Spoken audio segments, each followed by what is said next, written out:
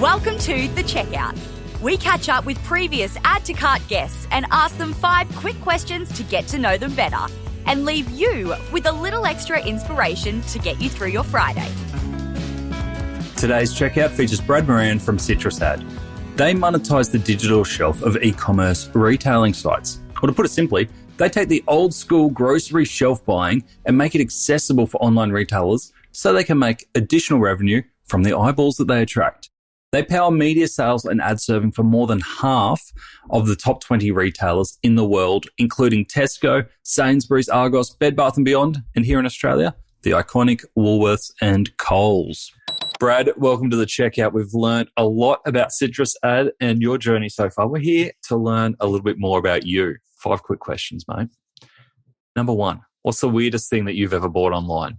Believe it or not, I don't shop online very often. Even though I'm supposed to be an expert in online shopping. You just click on all the ads, don't you? I do.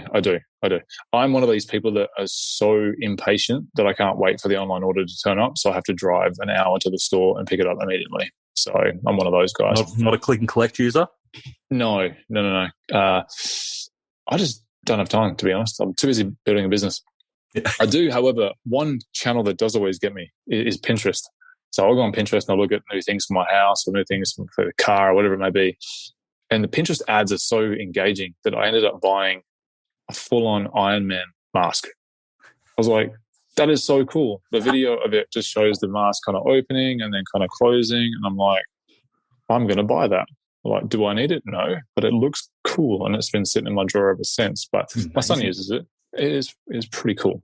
So does it work exactly like advertised? Yeah. It's like full-on Iron Man. I'm thinking during COVID, it's like, well, the restrictions are a mask. They don't say you can't wear an Iron Man mask. I mean, just like this 6'7" bloke walking around like the shopping center with the Iron Man mask on, because some of them, they look freaky as. And this one was built as an actual bicycle helmet, so it's got the full padding inside and everything. So it was practical as well as cool. I just needed the full Iron Man get up then to go with it. But that's amazing. Yeah, that's probably the weirdest thing I bought. There's a bunch of other stuff that buys you some decent cool dad points too. Yep, it does. But Pinterest gets me at least every second time I'm on there. I'll click on something that I do not need, but it's a contraption that just looks cool. And I'm like, yeah, I can see where I need that. Yeah, I'll find a way to use that. Yeah, exactly. All right, number 2. Who is your favourite retailer? Tough question given the retailers that you work with. Yeah, I was going to say to work with or to buy from. To buy from. Well, we've established that you don't buy online. It's true. Who do you think's doing a good job? I think, like, kudos to all the startups out there who are having a crack. Like, all the small boutique online stores that are having a go. Like, I admire the way that they're taking on such big duopolies in Australia and sort of carving through the market. But I have a soft spot for the homegrown guys, So I don't like the conglomerates coming in and sort of dominating, which I'd like to see less of, and I'd like to see Australian retail and the government somehow combine to work out how to win, obviously with the most ethical standards, but to win. But I do a bit of shopping off the Iconic, obviously, and buy my clothes there, and I buy my groceries off Drakes.com, not Woolies or Coles. Yeah, didn't see that one coming. Well, JP was an investor in Citrus, and a good friend of mine now. So I make an effort to try and shop as local as I can.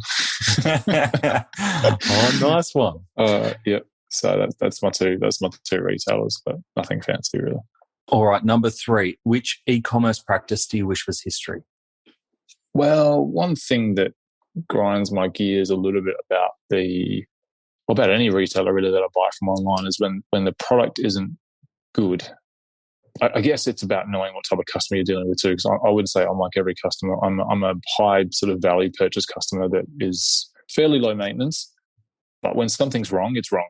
Like you kind of want to say to them, hey, look, if I'm making a fuss, it's genuinely a fuss. And what they should do is just go, here's a brand new whatever you've just bought. We'll come and collect the old one. Don't worry about it, because I know, you know what, for the next 10 years, you're probably going to spend a lot more money. And that's not just me. That's a lot of people. So I had my co-founder buy a TV off Harvey Norman, no offense to Harvey Norman, because I know it's a franchise thing. It's no one's fault. But so this is a guy that's just come into squillions of dollars, and he's probably going to spend, I don't know, hundreds of thousands of dollars on electronics over the next 5-10 years. And he sat there without a working TV for 2 weeks. And I'm like, okay, you can't actually put them in your car these days because it's like big. Yeah. So it's like, okay, at what point does the store go, we're just going to go out there and get it? Because we don't want to really irritate this guy. So I guess, like, doesn't matter what size you are, like customer service, like if your customer service is really good and you handle complaints really well, and we get used to it as a B2B customer because, whenever there's a complaint, you just jump to make it better. Customer service at the forefront is everything, It makes sense. And those customers, there is, understanding what the customer values, because to your point is that there's customers that don't really value the price point. It's not the dollar value, it's the time value. It's I'm here to solve a problem. I don't care what the process is, but just solve my problem for me, and I'm willing to pay for it. Yeah, I mean, and look, to be fair, I shouldn't bag Harvey Norman because they actually do it much better than everybody else. I made the fatal mistake of buying a TV off jbhifi.com. Didn't realize again that it's a totally different store. It came to the house. It wasn't the right size. I'd already taken it out of the box, put it on the wall, and they're like, no, you've already taken it out of the box. I'm not replacing it. And so I was like, okay, well, I'm never buying from you again. Yeah. That's the kind of, you obviously do, but it kind of leaves you with that thought of, so I called the store, and the store basically looked after everything for me. So just buy from the store from now on. So like they came and picked it up, and I was like, hey, I'm happy to upgrade to a better TV. And but it was just that small-minded kind of thinking of not thinking about the bigger picture. Boom, I see what you did there with TVs. Don't take offense, JB Hi-Fi. Yeah. Don't take offense to Harvey Norman. It's just... I've put you in a tricky spot there. I know. All right. Number four. Let's move on. Can you recommend a book or a podcast that our listeners should immediately get into? Well, this one, of course. Oh, thank you. And I was about to return the favour saying the future book that you're about to write. Look, I'm not a big book person. And I wouldn't want to just be cliche and go, oh, read this book, But for anyone that wants to understand the life of a founder, whether you've watched this movie series or not, watch it again with this lens. So I always bring an analogy to a founder being like Frodo from The Lord of the Rings. And I bring that analogy because, one, it's a 10-hour journey that, it's a long journey. You as a founder have this heavy burden of this ring that, only you can hold. And all you want to do all across the 3 movies is just give it to someone else. It's like, hey, Gandalf, take it for a bit, Samwise, you take it. But ultimately, you're responsible. It's your ring to hold. And it paints a picture of what the startup journey is like, as it's got its highs and its lows. But what it tells you is that you need to surround yourself with very, very capable, supportive people in order to get there in the end. Because you ain't going to get there by yourself. And so, you look at all the different characters in the film, but if you can try and look at it from a founder's perspective now when you watch it again and go, okay, how does Frodo relate to a founder?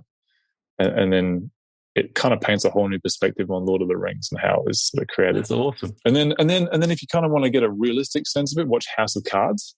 Oh yeah, that teaches you a little bit about the what you're in for from a corporate perspective. So, on the Lord of the Rings example, who's been your Gollum? Gollum's changed. Mm-hmm. So Gollum, I would find that it's interesting that you asked that question. So I obviously know who the Samwise is, my co-founder, but we obviously carry the burden together. And there's a reason they say that dual founders are 30% more likely to make it than single founders, because you just got so much emotional baggage to work through with your co-founder. But yeah, Gollum changes. People come and they feel like they're helping for a while. But again, it's a very good analogy that you bring up with Gollum, because Gollum often happens to a lot of the senior guys you bring into your business that they want the ring for themselves. Yeah. Or even a shareholder or a director. It can be anyone that gets influenced by the power of wanting to own that fame that supposedly comes with being a founder, and how, that kind of notoriety or whatever you want to call it. It's the power. especially after you've done the hard work at the base of the mountain. Yeah, exactly right. So you do have to be always wary about who you can trust in business. I've been very fortunate to have some really good guys I work with along the way, but I had some not so good guys that I learned off too. So you learn what not to hire as well as what to hire. It's a brilliant analogy. Thanks for sharing.